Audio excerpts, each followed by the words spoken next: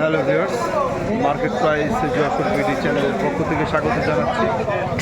বেশ কিছুদিন পর আবার চলে আসলাম আপনাদের কাছে নতুন ভিডিও নিয়ে।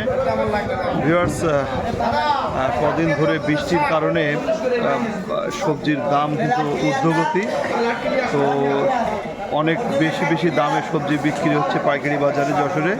তো আমি আপনাদেরকে একটু জাস্ট সবজির পাইকারি দাম সম্পর্কে ধারণা দেওয়ার চেষ্টা করছি।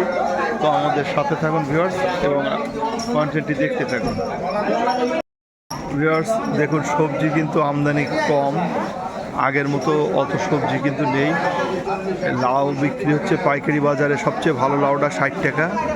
এছাড়া মোটামুটি যে লাউগুলো সেগুলো 40 টাকা 45 টাকা করে পাইকারি বিক্রি হচ্ছে।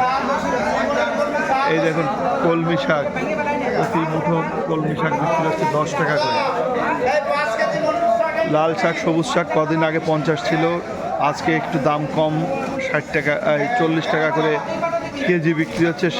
শাক দেখতে পাচ্ছেন, সবুজ শাক লাল শাক 40 টাকা করে পাইকারি।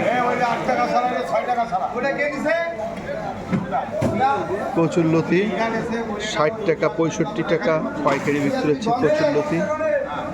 আর এই দেখুন পটল, অল্প কিছু পটল আছে, পটল 70 টাকা করে পাইকারি বিক্রি হচ্ছে পটল।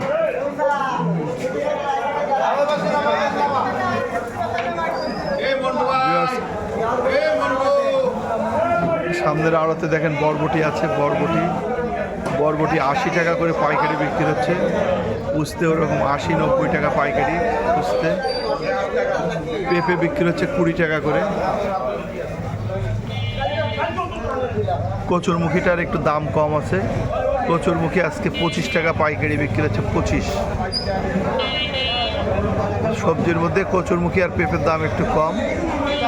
বেগুন আজকে অল্প একটু বেগুন এসেছিল, 110 টাকা করে বেগুন বিক্রি হয়েছে। তার মানে সবজি কিন্তু বাজারে দেখতেই পাচ্ছেন যে বাজারে প্রচুর সবজি থাকে, আজকে কিন্তু সবজি নেই, সবজির অনেক দাম। দেখেন ভিউয়ার্স, শুধু কচুরমুখীরই যা আমদানি, আর অন্যান্য সবজি কিন্তু তেমন আমদানি নেই, এ কারণে সবজির দাম বেশি। বাজারের সার্বিক পরিস্থিতি আপনাদের একটু দেখাচ্ছি। কাঁচকলা তাই 40 টাকা করে পাইকারি বিক্রি হচ্ছে কাঁচকলা।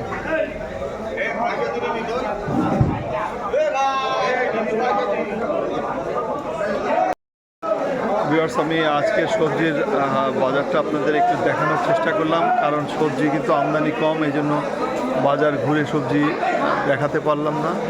তো যাই হোক, কন্টেন্ট ভালো লাগলে অবশ্যই লাইক কমেন্টস করবেন, আমাদের সাথে থাকবেন, ভালো থাকবেন, সুস্থ থাকবেন। আজকের মতো বিদায় নিচ্ছি আলমগীর ভান্ডার থেকে। আল্লাহ হাফেজ।